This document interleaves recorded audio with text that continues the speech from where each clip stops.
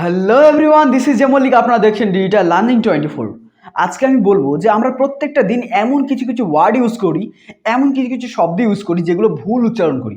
আগের ক্লাসে দেখেছি, অর্থাৎ লেভেল 14-এর ক্লাস নম্বর 1-এ দেখেছি যে বি এবং সি কোন কোন শব্দের মাঝখানে সাইলেন্ট থাকে, কিন্তু আমরা সেগুলোকে সাইলেন্ট না করে একেবারে বি এবং সিকে ধরেই বলি, সুতরাং ভুল হয়। আজকে দেখাবো যে ডি ডি লেটারটি কোন কোন শব্দের মাঝখানে সাইলেন্ট থাকে।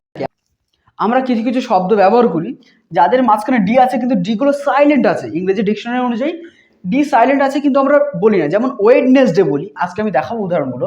তো ডি সাইলেন্ট আছে এমন কিছু কিছু শব্দ আমি উদাহরণে দেখাবো।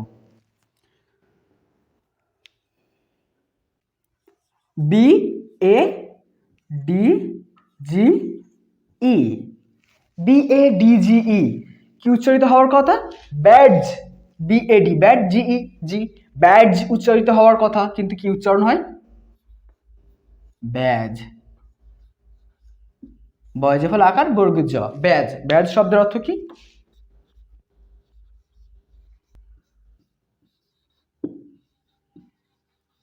পরিচয় চিহ্ন। পরিচয় চিহ্ন। নেক্সট এক্সাম্পল দেখাবো।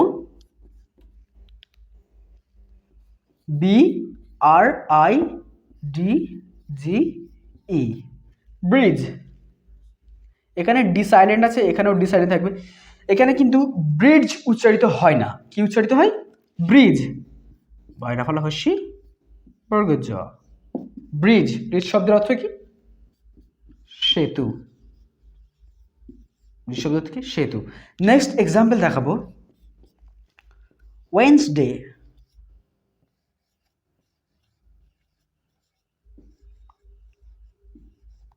অনেকে এটা কি বলে? ওয়েডনেসডে।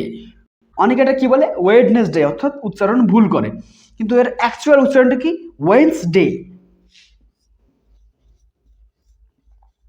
ও উস্তয়কার দন্ত নয় শয়, ওয়েন্সডে।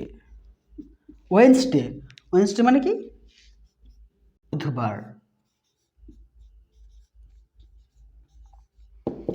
নেক্সট এক্সাম্পল দেখাবো। নেক্সট দেখাবো H A N D S O M E. আমরা বেশিরভাগ মানুষ এটা ভুল উচ্চারণ করে থাকি, বলি হ্যান্ডসাম। এই উচ্চারণটা কিন্তু বেশিরভাগ মানুষেরই ভুল হয়ে থাকে। কি বলি? হ্যান্ডসাম, কিন্তু ডি কি থাকবে? সাইলেন্ট থাকবে। এর উচ্চারণটা কি হবে? হ্যান্ডসাম। হ্যান্ডসাম। হ্যান্ডসাম শব্দের অর্থ কি?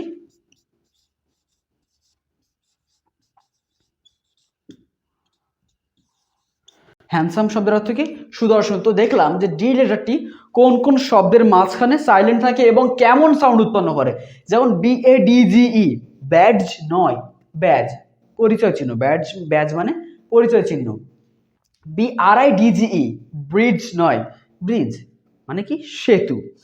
এখানে দেখতে পাচ্ছেন ওয়েডনেসডে। অনেকেই বলে ওয়েডনেসডে, উচ্চারণের সাথে দেখছি W E D, wed N S, wednes D A Y day, Wednesday. কিন্তু এটার সঠিক উচ্চারণ কি? ওয়েন্সডে। ওয়েন্সডে মানে কি? বুধবার। আর এটার তো বেশিরভাগ মানুষেরই ভুল হয়ে থাকে হ্যান্ডসাম। সবাই বলে কি? হ্যান্ডসাম, কিন্তু উচ্চারণটা কি হবে? হ্যান্ডসাম। হ্যান্ডসাম মানে কি? সুদর্শন। আমি এরপর দেখাবো যে ই লেটারটি কোন কোন শব্দের মাঝখানে সাইলেন্ট থাকে।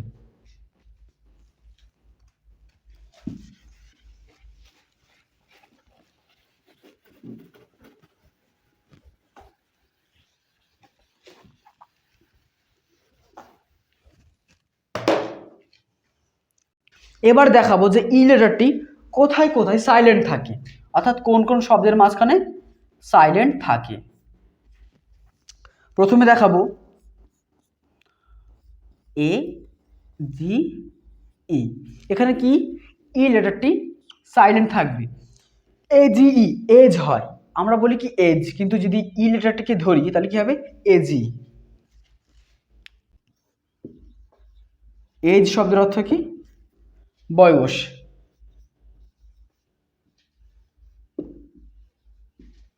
বয়স।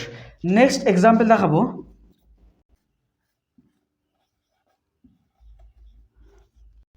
NAME, নেইম, কিন্তু আমরা কি বলি নেম বলি, কিন্তু উচ্চারিত কি হবে নেইম, অর্থাৎ দন্ত নায়িকার হর্ষই ম, হর্ষই ম, নেইম।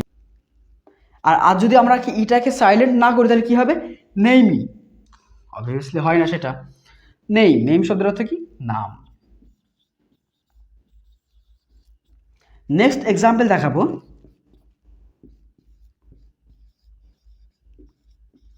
প্লিজ।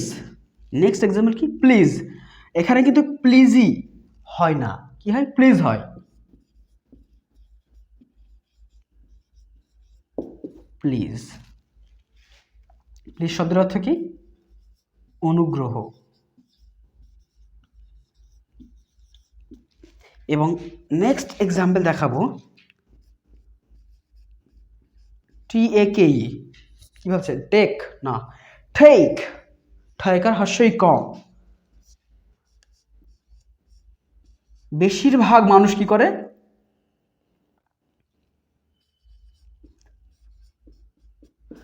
কি উচ্চারণ করে টেক, TAKE টেক, এটাই উচ্চারণ করে, কিন্তু উচ্চারণটা কি আসলে ইংলিশ ডিকশনারি অনুযায়ী ঠেক। ঠেক মানে কি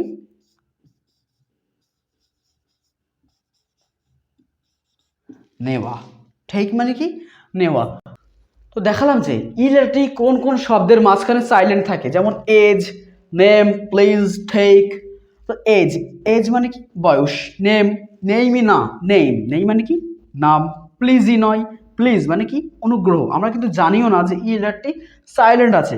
ঠেক, এটা কিন্তু বেশিরভাগ মানুষই ভুল করে, ঠিক আছে, সবাই বলে টেক, কিন্তু এটা হবে কি ঠেক, ঠেক মানে কি নেওয়া। তো আজকের ক্লাসটা এ পর্যন্তই। আশা করি ক্লাসটা ভালো লেগেছে। এরকম আরও ক্লাস পেতে আমাদের চ্যানেলটি সাবস্ক্রাইব করুন এবং পাশে থাকা বেল আইকনটিকে প্রেস করুন। এবং ভিডিওটা যদি ফেসবুক থেকে দেখে থাকো তাহলে অবশ্যই পেজটি লাইক করো, এবং যদি ইনস্টাগ্রাম থেকে দেখে থাকো তাহলে অবশ্যই ফলো করো। তো দেখা হচ্ছে পরবর্তী ভিডিওতে। ভালো থেকো, সুস্থ থেকো, জয় হিন্দ।